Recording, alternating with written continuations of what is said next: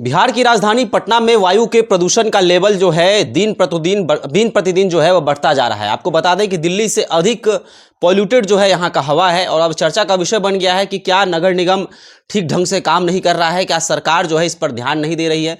देखिए, एक रिपोर्ट के अनुसार अगर आप पटना की हवा अगर पटना में है, अगर आप सांस में पटना की हवा लेते हैं तो 10 से 15 सिगरेट पीने के बराबर जो है यह हवा है। और अब चर्चा का विषय है कि क्या लोगों में जो बीमारियां हो रही हैं, सांस संबंधित जो बीमारियां हैं, वह क्या कैसे ठीक होंगी, कैसे लोग जो हैं अपने आप को स्वस्थ रख सकते हैं। तमाम मुद्दों पर बातचीत करने के लिए मेरे साथ पूर्व आईपीएस ऑफिसर अमिताभ दास सर मौजूद हैं। सर, क्या कुछ कहेंगे? पटना का हवा जो है जहरीला होते जा रहा है, कैसे इसको रोका जा सकता है और लोग कैसे अपने आप को सुरक्षित कर सकते हैं? सही कहा आपने। देखिए, जो वायु प्रदूषण की समस्या है, एयर पॉल्यूशन की ये समस्या तो एक तरह से मतलब अब ग्लोबल समस्या हो गई, वैश्विक समस्या है। सिर्फ पटना की ही बात नहीं करें, वैश्विक स्तर पर भी देखें तो बड़े बड़े जो शहर हैं, खास के औद्योगिक शहर सब जो हैं, जहाँ बहुत कल कारखाने हैं, चिमनियों से धुआं निकलता है, वहाँ पर ये बहुत बड़ी समस्या है। और आजकल तो एक नापने का तरीका हो गया जिसको AQI कहते हैं, एयर क्वालिटी इंडेक्स। आप मोबाइल पर भी देख सकते हैं आपके शहर का AQI क्या है। तो वो सब तो 300-400 तक चला जाता है, जो कि एक बहुत मतलब चिंताजनक स्थिति है। और जो आपने बताया कि 15 से 20 सिगरेट पीने के बराबर है, तो सोचिए, सिगरेट को कैंसर स्टिक कहते हैं। सिगरेट पी के आपका फेफड़ा छलनी हो जाता है, कैंसर तक हो सकता है, फेफड़े का कैंसर तक हो जाता है।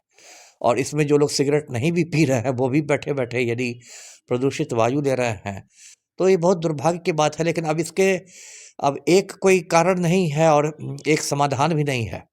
देखिए, कई बात है। एक तो पटना के संदर्भ में यदि मैं बात करूं तो पिछले कुछ साल में बहुत ज़्यादा ट्रैफिक बढ़ा है। मुझे आज भी याद है 84-86 में, लगभग 40 बरस पहले मैं साइंस कॉलेज में पढ़ता था पटना में, अशोक राजपथ पर निकलता था, उस समय भी ट्रैफिक था। लेकिन आज वाली स्थिति अभी तो विकट स्थिति है। यदि शाम में आप बोरिंग रोड सब पर निकले तो गाड़ी मतलब चलती ही नहीं, खिसकती है, लगता है खिसक खिसक के एक के पीछे एक गाड़ी सटी रहती है। और अशोक राजपथ सब में देखें तो एक तो बहुत ज़्यादा ट्रैफिक बढ़ गया है। अब जो ट्रैफिक बढ़ी है, ज़्यादातर गाड़ियाँ कैसे चलती है, पेट्रोल से, डीजल से, ये सब। तो फिर धुआं छोड़ेगा, कितना भी कम छोड़ेंगी गाड़ी प्रदूषण।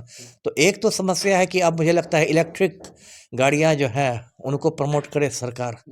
जैसे मान लीजिए ई-रिक्शा होता है, तो वो ऑटो से कम प्रदूषण फैलाता है, वो मतलब बैटरी चालित रहता है।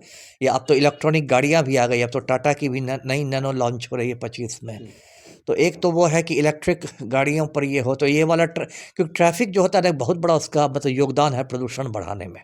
पटना, चूँकि पटना में देखिए कोई बहुत बड़ा ऐसा उद्योग नहीं है, पटना कोई औद्योगिक शहर नहीं है कि बड़े-बड़े यहाँ के कल कारखाने हैं और चिमनियों से धुआँ उगल रहे हैं। ऐसा ये कोई जमशेदपुर या इस टाइप का औद्योगिक शहर नहीं है। पटना में जो इतना प्रदूषण है उसमें ट्रैफिक का बहुत बड़ा योगदान है। और ट्रैफिक का पेट्रोल डीजल दूसरा एक ये तरीका है, जैसा कि कई जगह होता है कि पुरानी गाड़ियों को धीरे-धीरे ये किया जाए, हटाया जाए। जैसे कि दिल्ली में सब में हो गया ना कि अब 15 साल पुरानी गाड़ी रहे या इतनी साल पुरानी गाड़ियों को आप नहीं चला सकते, क्योंकि पुरानी गाड़ियों में ज़्यादा फिर खपत होने लगता है, वो ज़्यादा प्रदूषण फैलाने लगती है। और हर जगह की अपनी समस्या। एक तो देखिए ये समस्या भी हो गई जो कि मैं समझता हूँ सभी समस्याओं की एक जननी है, वो है कि इतनी ज़्यादा भीड़ है। आप यदि पटना में आप कचरा देखिए, है ना, मतलब जो कहते हैं ना, हर दिन आता है गाड़ी वाला, आया जरा घर से कचरा निकाल। इसके बावजूद यहाँ टनों टन कचरा डेली पैदा होता होगा, टनों टन। मतलब कुछ इलाके हैं, अब पता नहीं क्या स्थिति हुई। पहले तो मैं बाईपास के पास से गुजरता था पटना में, तो मतलब लगता था कि नाक दुर्गंध से फट जाएगी। तो ये सब कुल मिला जुला के हुआ है। और लेकिन वही है कि सरकार की प्राथमिकता में मुझे लगता है कहीं है नहीं। प्रदूषण की कभी मुझे लगता है बात तक नहीं करते, इलेक्ट्रिक गाड़ियों की बात तक नहीं होती है। और इसमें जैसे आपने कहा कि स्वास्थ्य पर सीधा असर होगा, देखिए दमा की जो बीमारियां होती है उसमें जिसको ज़्यादा यदि दमा रहे, ज़्यादा अस्थमा रहे, तो वो तो जानलेवा बीमारी हो जाएगी। या मतलब ट्रैफिक में जो ड्यूटी पुलिसकर्मी लोग करते हैं सुबह शाम से ट्रैफिक में ड्यूटी, यदि वो लोग मास्क लगा के नहीं करें तो बहुत सारी बीमारियां घेर लेंगी। तो पटना के संदर्भ में यही करूँगा कि यहाँ पर ट्रैफिक जो है वो मुख्य कारक है प्रदूषण फैलाने का।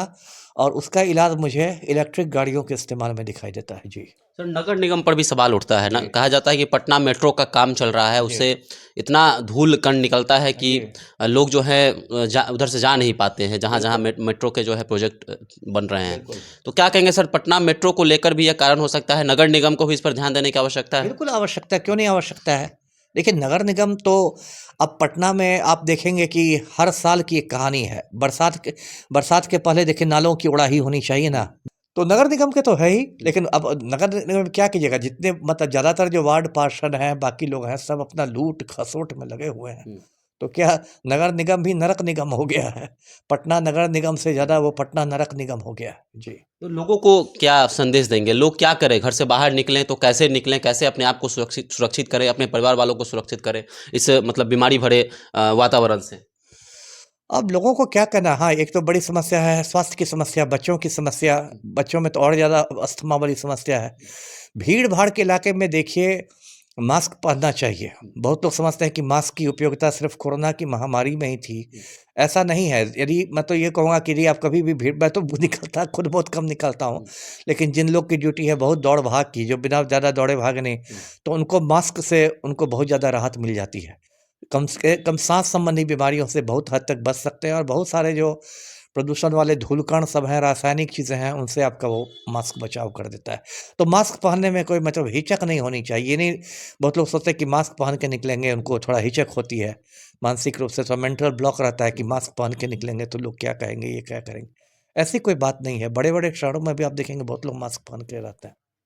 चलिए, तो अपनी सुरक्षा जो है स्वयं करनी होगी। सरकार के भरोसे अगर आप रहते हैं तो आप बीमार पड़ सकते हैं। कह सकते हैं कि 10 से 15 सिगरेट जो है आप अगर पीते हैं, उतनी वैसी हवा जो है, वैसा प्रदूषण पटना के वातावरण में है, और यह चौंकाने वाला खबर है, चिंतित करने वाला खबर है। सरकार को इस पर ध्यान देने की आवश्यकता है। रोजाना जो है लोग एलर्जी के शिकार हो रहे हैं। आप अगर सड़क पर निकलते होंगे तो छींक की समस्या, खांसी की समस्या जो है अमूमन लोगों में देखी जा रही है। तो आने वाले दिनों में ठंड और बढ़ने वाली है, तो क्या यह समस्या जो है और अधिक बढ़ सकती है? आपकी क्या राय है? अभी हमारे साथ कमेंट सेक्शन में अपनी राय रख सकते हैं। धन्यवाद।